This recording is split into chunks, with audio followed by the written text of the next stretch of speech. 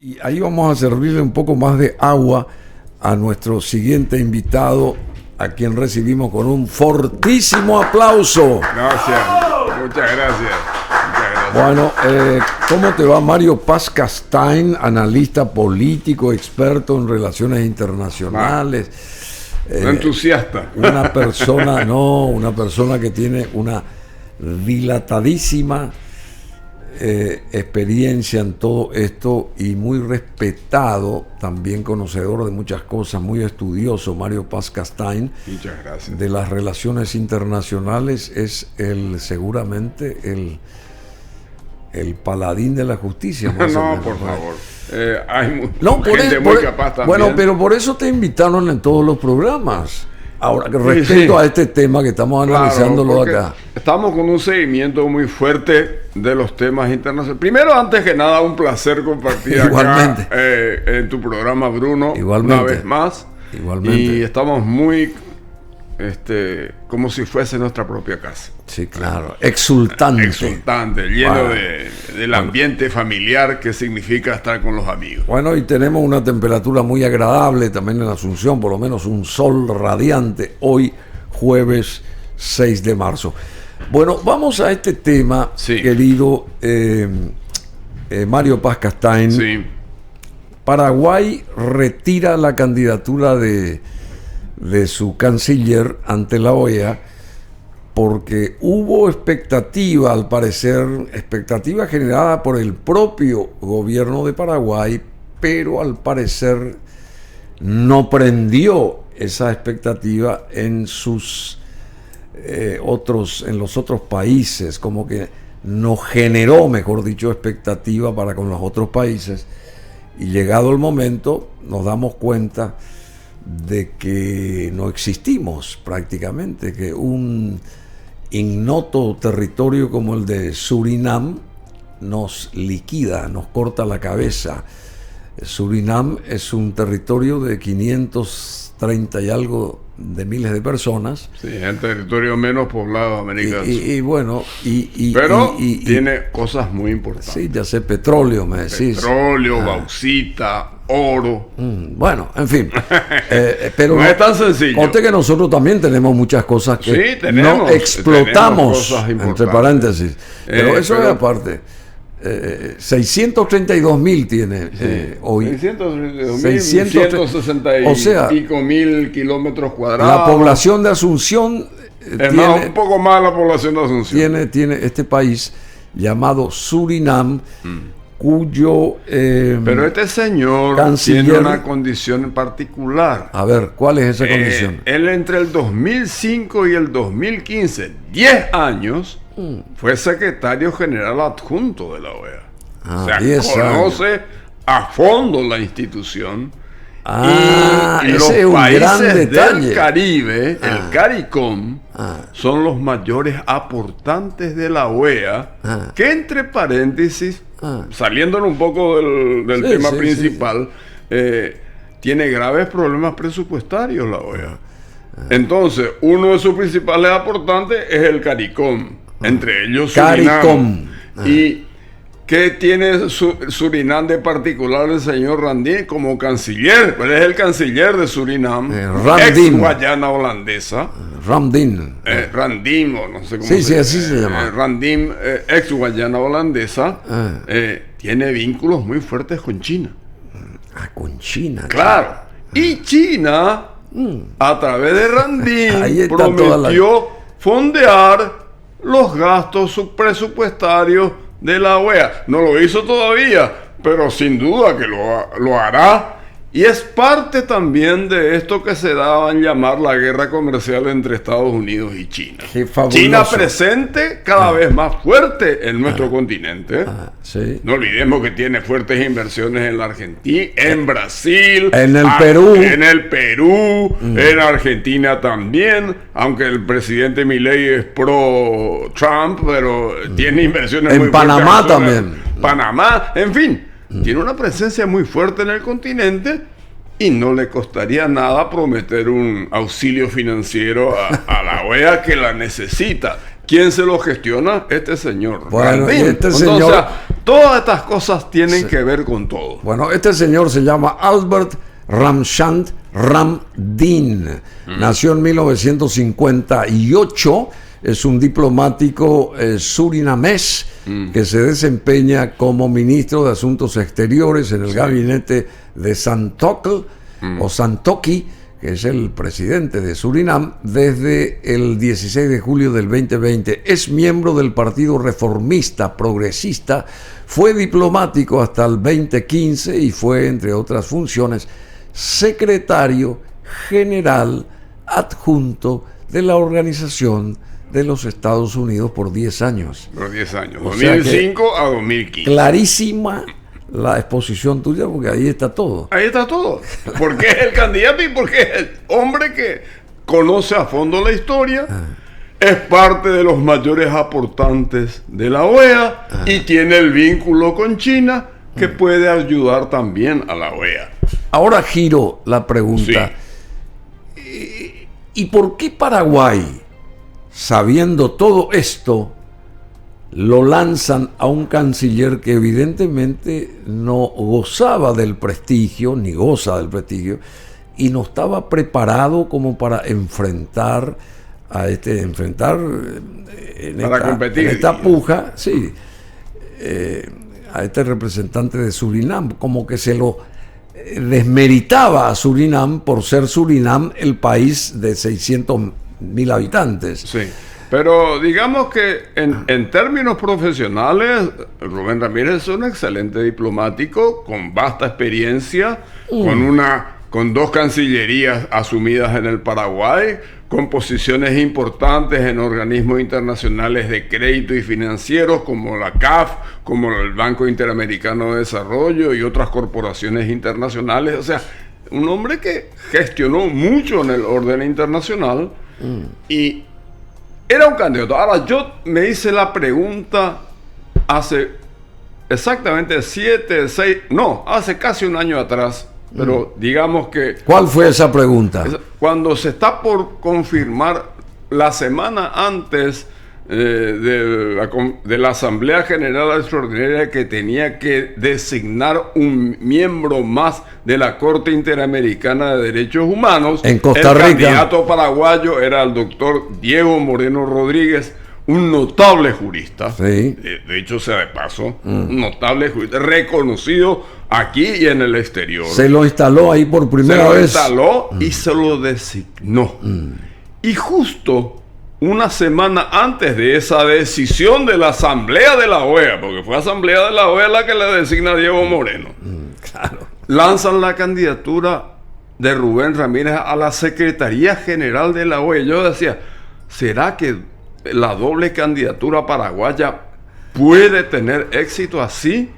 Yo me pregunté eso. Yo también acá nosotros... no porque no pueda ser posible, porque dos paraguayos o 3 paraguayos pueden. No, ya sé. Pero políticamente sabemos cómo se manejan los juegos de poder en cualquier organización y por demás supuesto en un organismo internacional.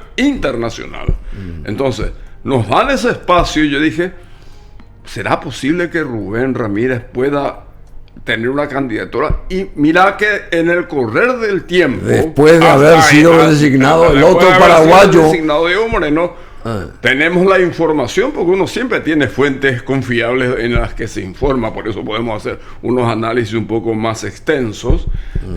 Vimos que esa candidatura no era una candidatura exultante y ganadora, porque ya estaba este señor en la competencia, señor Ramdin, pero tenía un bagaje de por lo menos un piso de más o menos 10 a 12 votos, que estaba muy cerca de la posibilidad de producir la paridad y de ahí convencer a los 8 o 7 países que estaban en duda.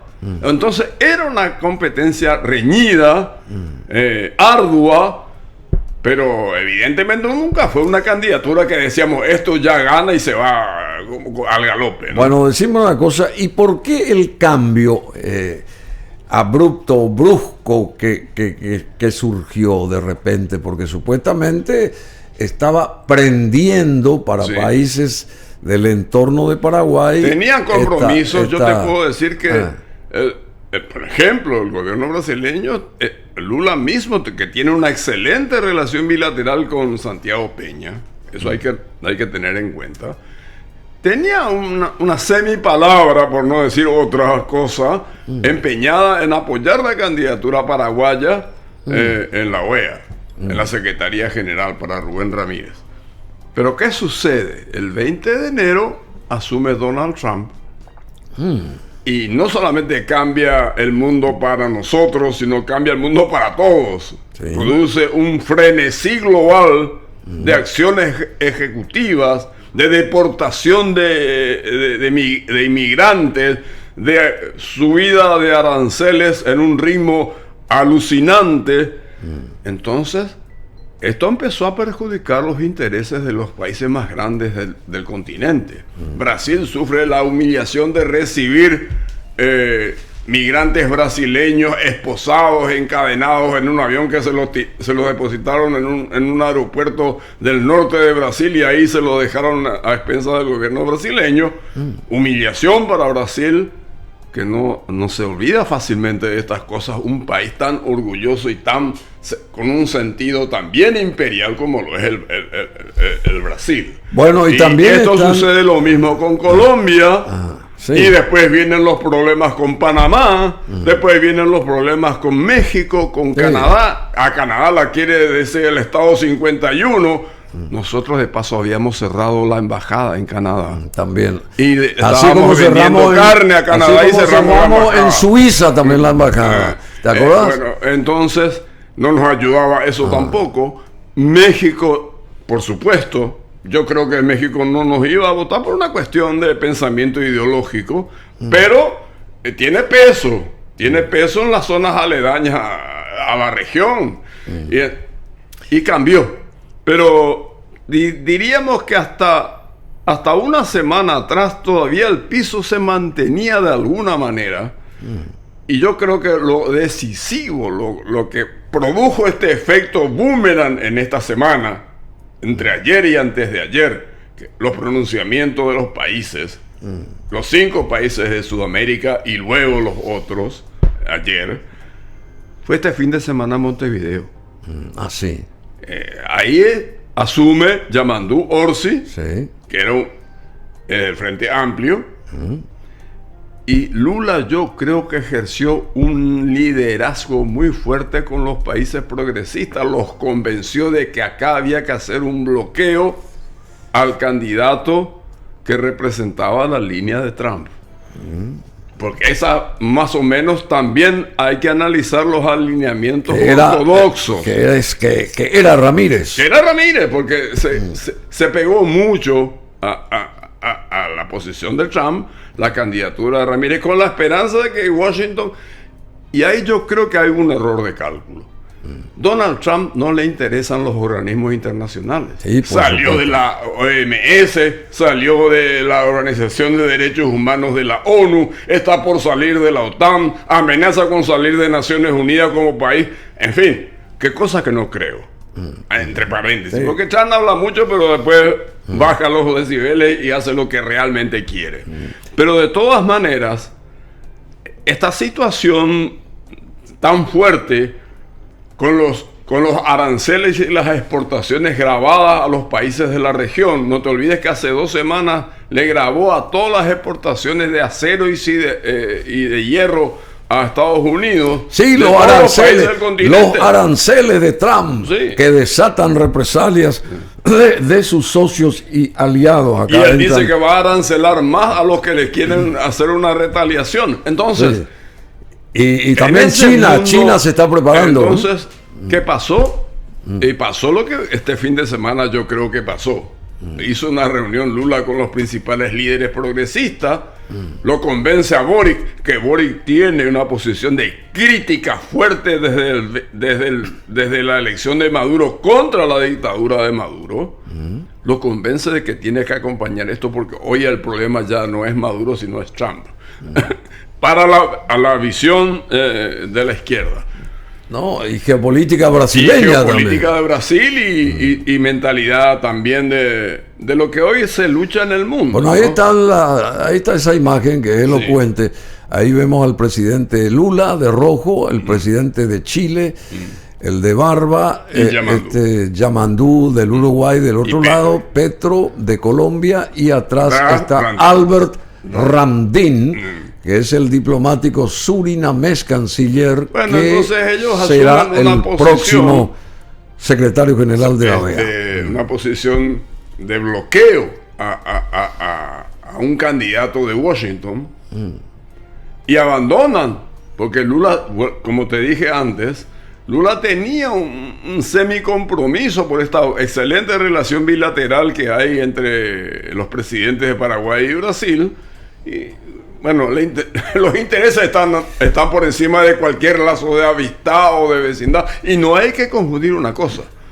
No hay que confundir los planos de la relación bilateral con la coyuntura internacional. La coyuntura internacional tiene otros códigos y ahí no hay Mercosur. Es el interés unilateral de cada país el que decide un voto en estos aspectos. Permitime preguntarte algo.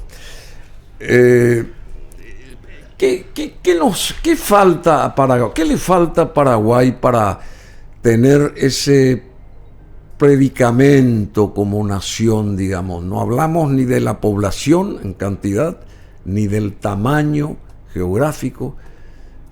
El ejemplo nuestro, el Uruguay, recién mencionaste al Uruguay, que es mucho más chico en todo relacionado a Paraguay. Sí, pero tiene una cosa que no tenemos nosotros: tradición democrática. Sí, bueno, está bien. Esa tradición cultural y democrática, centenaria prácticamente de los uruguayos, le ha consolidado como una referencia. No te olvides que los uruguayos ya tuvieron 2 secretarios generales de la OEA. Almagro y mucho tiempo atrás José Antonio Mora. En la época de los 60 del siglo XX. O sea, ¿y quiénes fueron otros sudamericanos? Insulza de Chile, Joan Clemente Baena Suárez de Brasil, Alejandro Orfila de la Argentina, y más en este tiempo ya, como te dije, Insulza y Diego Almagro. Bueno, Alberto Lleras Camargo de Colombia. Estoy recordando los nombres de los que fueron secretarios generales. ¿Y sabes qué? No tengo los nombres, pero sí varios representantes de los países del Caribe. Ya tuvo secretario general Trinidad y Tobago. Creo que tuvo también otro país que no recuerdo. Porque eso, como te dije al inicio, esos países inciden con sus votos. Tienen 14 votos seguros sobre 18. Decime una cosa, Mario Paz Castaing. Estos cancilleres que Paraguay tuvo en su momento, yo te hablo de los grandes cancilleres, un Sapena Pastor, un Ramírez Boetner, un Moreno Rufinelli también, después José Félix Fernández Estigarribia, que fue también un señor canciller. Carlos Mateo llegó hasta la viceministro. Fue viceministro, que podría ser perfectamente un canciller de Paraguay, Carlos Mateo Valmelli. Tiene un perfil muy bueno. Sería espectacular, ¿verdad? Ese tipo de personas yo pienso que nos podrían introducir en el mundo, porque nosotros estamos fuera del mapa. Bueno, yo no creo que sea tan así, Bruno. En el mapa estamos. Evidentemente, una condición territorial nuestra, que es el carecer del litoral marítimo, estar encerrado como un estado tapón entre dos grandes, que son Argentina y Brasil, condiciona mucho. Pero nosotros hemos logrado integrar con estos nombres que mencionaste. Y la posición de Ramírez, que realmente tiene las calidades intelectuales, profesionales para aspirar como el señor Randín. Ahora, evidentemente Randín fue secretario general adjunto de la OEA 10 años. Y ahí hay una pequeña ventaja comparativa. No, Ramírez, que no es Ramírez Boetner, ¿verdad? Claro, es el sobrino, creo. ¿Te parece? Bueno, en fin, Creo, y después otros más, Loizaga Caballero también fue buen. Leila Rashid también fue una buena. Ella, por ejemplo, estuvo en un trance parecido. Ella pretendió ser secretaria general de OEA. Sí. Pretendía la candidatura, sí, pero hábilmente, cuando se dieron cuenta que no podía prosperar, era una disputa entre un uruguayo y un brasileño, quiso terciar Leila con una candidatura de transacción, vamos a decir, sí, pero finalmente no hubo espacio para ello y se retiró. Fue la única vez en todo este tiempo que estamos hablando donde hubo una candidatura paraguaya con alguna posibilidad de éxito. Esta que desarrolló Ramírez con un esfuerzo personal muy fuerte, de un año de trabajo, porque me consta que fue un año de trabajo, nos consta mejor a todos. Bueno, yo te diría, ahora, el día después, after day, ¿qué tenemos que hacer? Y Ramírez tiene que abocarse a ser canciller de la República del Paraguay y encabezar una política exterior mucho más agresiva. ¿Continúa él como canciller? Va a continuar. Ah, sí, va a continuar. Yo creo que sí. No tiene por qué no continuar. Es un excelente profesional y tiene acá las circunstancias geopolíticas que te he mencionado. Decime, ¿qué hay que tener en cuenta para asumir un rol como el de canciller? ¿Qué representa un canciller para un país? ¿Qué es un canciller? Y el representante de la política exterior. Pero además, esa política exterior hoy está, digamos, no digo apagada, pero está menos dimensionada porque el presidente de la República asumió esa gestión internacional. ¿Y por qué desde asumió? El primer día. ¿Por qué asumió? Porque se dio cuenta que el otro no le seguía los pasos. Yo creo que porque es un interés. Yo creo que es así. Bueno, es mi opinión. Es tu opinión. Y, vos sos mucho más profesional en eso. Pero creo que en este es un estilo de gestión que se está dando mucho hoy no solo acá, sino en muchos lugares del mundo. La gestión de los jefes de Estado es más directa y hay quizás un pequeño descenso en los niveles de las grandes cancillerías que actúan con el renombre y el prestigio de sus cancilleres. Hoy son los propios jefes de Estado. ¿Vas a hablar de Marco Rubio o vas a hablar de Donald Trump? De la gestión internacional. Marco Rubio es un secretario. Donald Trump ejerce el rol internacional de la política exterior de los Estados Unidos. Y así se está gestionando el mundo hoy. Entonces hay que entender esas lógicas de cada momento. Eso no quiere decir que no tengas grandes representantes al frente de la responsabilidad estricta que es la política exterior de cada país, ¿no? Bueno, yo sentí mucho el paso al costado que dio esta canciller de Argentina, ¿cómo se llama? Diana Mondino. Diana Mondino, que me pareció excelente. Siempre y sí, bueno, ahí chocó contra Milei, que él ejerce justamente el rol de canciller. ¿Quién se acuerda de Gerardo Berten, que hoy es Nadie sabe. Yo porque estoy al tanto de la noticia, pues si vos le preguntás hasta a un argentino quién es su canciller, capaz que no sabe. Claro, Diana Mondino sí. Sí, porque ella tuvo posturas. Y era mujer, tenía presencia. Y además tenía posiciones. Y tenía posiciones, claro. Claro, tenía posiciones. Y entonces, eso es lo que se valora en un lugar de esta naturaleza, tener posiciones, ahí tenemos la imagen ahí tenemos la imagen de Diana Mondino cuando fue despedida para mí injustamente por Milei, es una decisión que yo creo que responde a los intereses personales del entorno argentino, y eso es otro tema, ¿no? Por supuesto que es otro tema. Bueno, y cómo, digamos, cómo se debería de hacer, porque hay que, con todos estos... Yo creo que nosotros tenemos que encarar, a partir como lección ya de estos hechos, los alineamientos ortodoxos ya no funcionan en el orden internacional. ¿Qué quiere decir esto? A ver. Yo puedo decidirme estar a favor de lo que llamamos Occidente. Puedo decidirme incluso a seguir una línea estratégica que encare el presidente de los Estados Unidos. Pero yo tengo que tener una política exterior medianamente autónoma, porque nadie tiene la autonomía absoluta hoy en el mundo tan interdependiente y globalizado. Pero tengo que tener mi posición exterior previsible para mis compatriotas en la defensa de sus intereses, pero imprevisible para los demás, en el sentido de acá voy a estar un momento, pero si no satisfacen mis cosas, yo me voy a otra parte. ¿Qué quiere decir esto? ¿Seguimos en el Mercosur como estamos? ¿Nos interesa seguir en el Mercosur como estamos?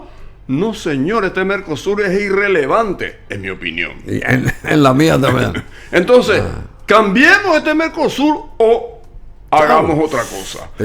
Te sigo. ¿Vamos a seguir con Taiwán defendiendo a muerte la política exterior americana o vamos a decir, señores de Taiwán, ustedes le acaban de dar a Donald Trump la fábrica más importante de semiconductores instalada en Taipei, ahora en Washington o en Nueva York, en una ciudad americana? Denos a nosotros también. Es lo que yo siempre digo. Entonces, estas cosas tenemos que debatir y estos cambios tenemos que producir. Los alineamientos ortodoxos y prácticamente a ciegas no sirven.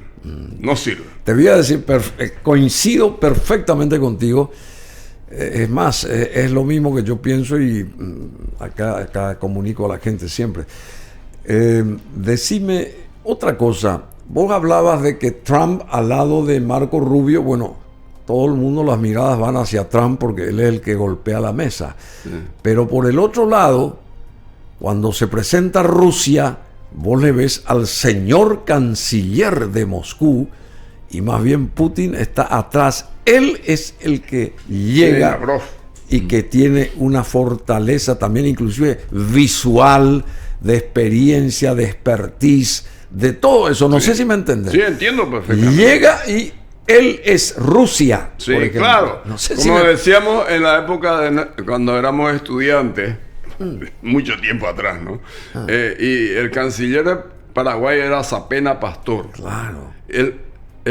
El nombre de Sapena Pastor era más importante incluso que el cartel de Paraguay. Así mismo. Porque era un hombre reconocido en la región como un intelectual de primera en materia de derecho internacional. Entonces, venía Sapena Pastor, no recibían solamente el canciller paraguayo, recibían a uno de los grandes profesores del derecho internacional de América. Porque sus libros se leían en las principales universidades de América del Sur. Entonces, estamos hablando de otra cosa. Pero estas cosas no se dan siempre en el mismo nivel y en las mismas condiciones. Bueno, está bien. Y a partir de ahora, ¿qué evaluación se podría hacer? Digamos, nosotros tendríamos que hacer una evaluación bastante exhaustiva, porque ¿cómo se manejaría o se debe de manejar las relaciones internacionales de Paraguay? Que eso significa inversiones, necesitamos tantas hay que rediseñar nuestra política exterior, hay que abocarse, vuelvo a repetir, si querés, a ciertos alineamientos básicos, pero no incondicionales.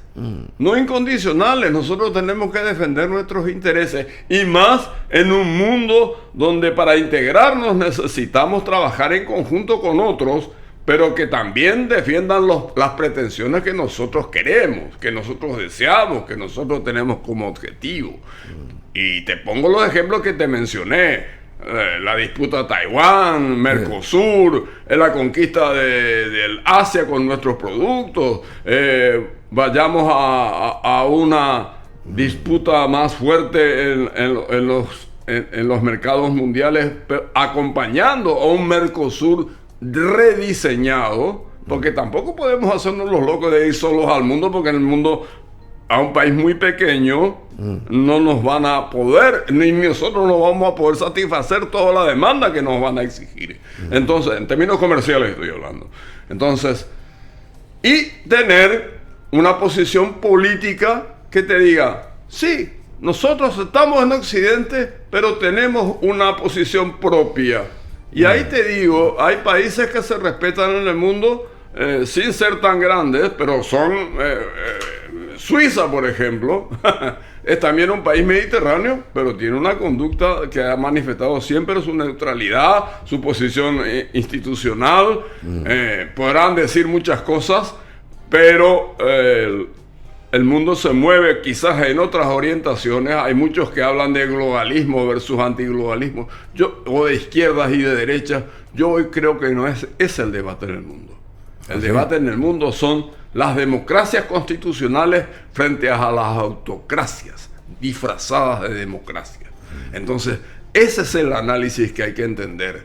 Y que la democracia como concepto no se la siente el ciudadano de a pie. Bueno, que sea demócrata o sea autócrata, ¿a mí qué? Entonces, la democracia debe ser tan inteligente de que el candidato a la democracia tiene que entender el lenguaje vibrante que necesita la gente, sus necesidades, sus objetivos, sus necesidades insatisfechas, las desigualdades que padece. Entonces, ahí podrán enfrentar, porque el autócrata con un populismo de izquierda o de derecha te dice: yo te voy a dar todo, yo te prometo todo, y al final te cumple la mitad. Bueno, rebobinando rápidamente para ir ya cerrando este espacio con este invitado de lujo que es Mario Paz Castain, yendo a este punto particular, a este tema que lo estamos acá tratando de descifrar, y a partir de ahora, ¿qué se puede hacer con nuestra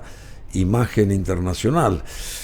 En la fecha, los gobiernos de Costa Rica, Ecuador, República Dominicana decidieron dar su apoyo a Ramdin de ¿cómo que se llama? De Surinam. Por su parte, Brasil, Bolivia, Chile, Colombia y Uruguay ya habían cerrado filas a favor del canciller de Surinam el martes.